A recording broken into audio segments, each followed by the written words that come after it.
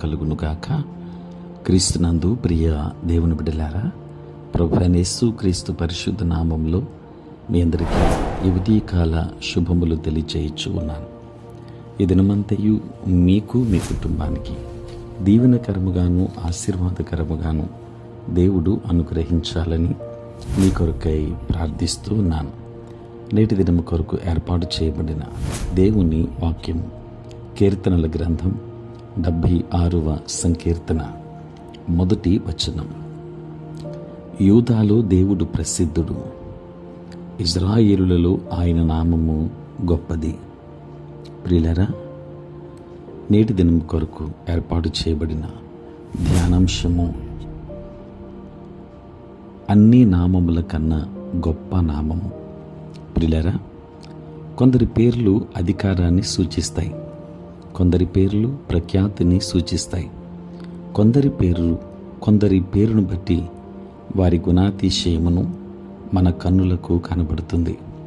అయితే దేవుని నామము అన్ని నామముల కంటే, సమస్త బలము అధికారము కంటేను గొప్పగా ఉన్నది.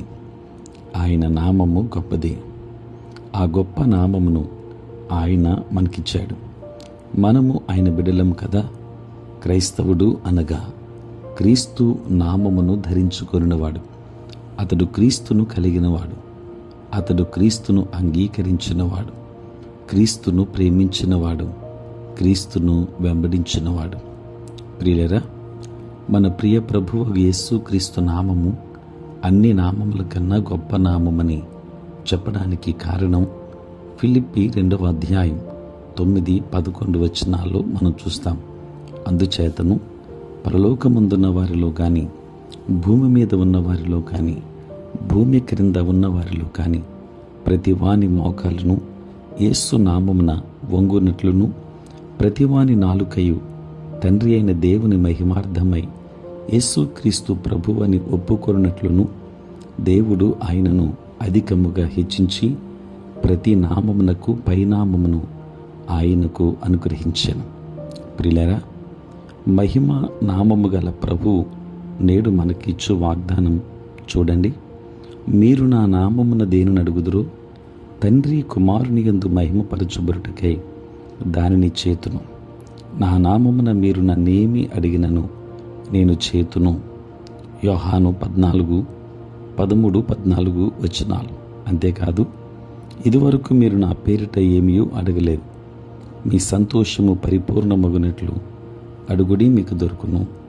ఆ దినమున మీరు నా పేరిట అడుగుదురు గాని మీ విషయమై నేను తండ్రిని వేడుకొందునని మీతో చెప్పట్లేదు అనియు ఆయన సెలవిచ్చి ఉన్నాడు. యోహాను సువార్త 16వ అధ్యాయం 24 మరియు 26 వచనాలు. ప్రియులారా, మనము ప్రార్థించుచుండగా యేసుక్రీస్తు నామమున జయము దయచేయము, యేసుక్రీస్తు నామమున అడుగుచున్నాము అని మన ప్రార్థన ముగించుచున్నాము. యేసుక్రీస్తు నామమున మనము ధైర్యముగా కృపాసనమును సమీపించుచున్నాము. ఆయన నామము మనకు ధరింపచేయబడుచున్నది. భూమి మీద ఆయన నామము ధరింపబడిన వారమై తమ పరుగును కడముట్టించు వారికి ఒక విశేషమైన భాగ్యము పరలోకమందు కలదు. నా దేవుని పేరును పరలోకములో నా దేవుని యొద్ద నుండి దిగివచ్చుచున్న నూతనమైన యెరూషలేము అను నా దేవుని పట్టణపు పేరును, నా క్రొత్త పేరును దాని మీద వ్రాసేదను అని ప్రకటన గ్రంథం 3వ అధ్యాయం 12వ వచనంలో వ్రాయబడి ఉంది. దేవుని బిడ్డలారా, జయించు పరిశుద్ధులై నిలిచెదరా. ఆయన నామమును బట్టి వచ్చు ప్రతి ఆశీర్వాదమును స్వతంత్రించుకునేదరా. ఎందుకంటే ఆయన నామము గొప్పది. ప్రభు నామమును కలిగి ఉందాం, ప్రభువును వెంబడిందాం, ఆయన ఆశీర్వాదాలు పొందుకుందాం.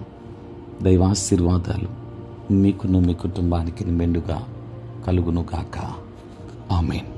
ప్రార్థన. పరిశుద్ధుడైన తండ్రి, ప్రేమ కలిగిన మా యేసయ్య, నీకు వందనాలు. రాత్రంతయు కాపాడారు ప్రభువా.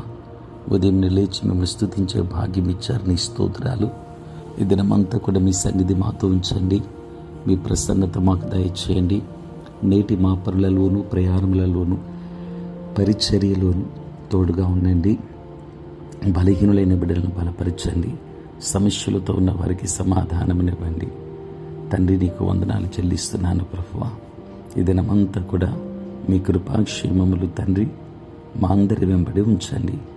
రక్షణ లేని వారికి రక్షణ భాగ్యమునివ్వండి తండ్రి. పుట్టినరోజు, పెళ్లి రోజు జరుపుకొనుచున్న బిడ్డలను దీవించి నూతన ఆశీర్వాదాలు దయచేయండి. ఉద్యోగస్తులు, వ్యాపారస్తులు, కష్టపడి పని చేసుకుంటున్న బిడ్డలను దీవించండి. చదువుకుంటున్న బిడ్డలకు కావలసిన జ్ఞానమునివ్వండి. నీ పరలోకపు ఆశీర్వాదములు మెండుగా ప్రతి ఒక్కరి మీద కుమ్మరించుమని యేసు నామములో ప్రార్థించి వేడుకొనుచున్నాము తండ్రి, ఆమేన్. తండ్రి, కుమార, పరిశుద్ధాత్మ త్రియేక దేవుని దీవెన సదా మీకును మీ కుటుంబానికి తోడై ఉండును గాక. ఆమేన్.